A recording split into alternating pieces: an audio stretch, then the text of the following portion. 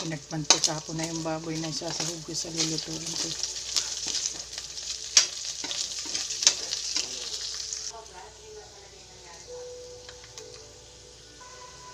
Yan, ko.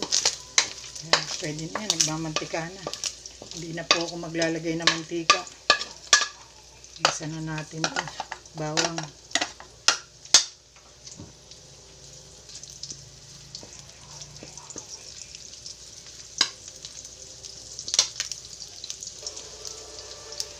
Ayan.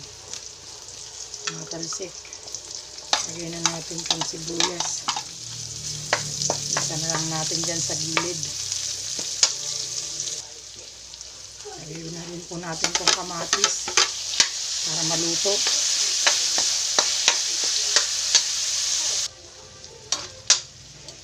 Luto na po yung kamatis.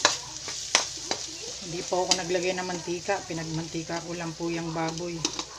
Pagkatapos kong lagayin, prito ko lang doon sa sarili ng mantika.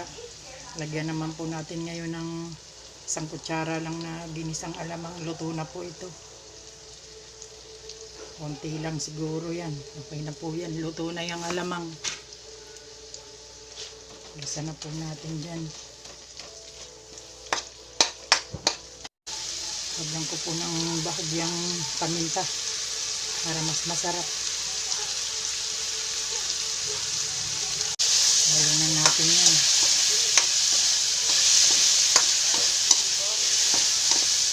Lulutuin ko po ngayon ay pakbet. Asadong pakbet. Lagay ko na po yan. Yan po. Palambutin lang po natin ito.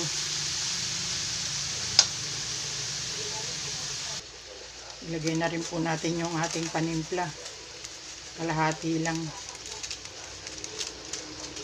Maglagay po ako ng oyster sauce. Kaysa pork cubes po ilagay ko. Mas gusto ko po ilagay yung oyster sauce. Lagay ko na rin po itong tubig para lumambot. Mga 1 cup lang po yan tubig. Takpan na po natin yan. Takpan po natin hanggang sa lumambot-lambot siya.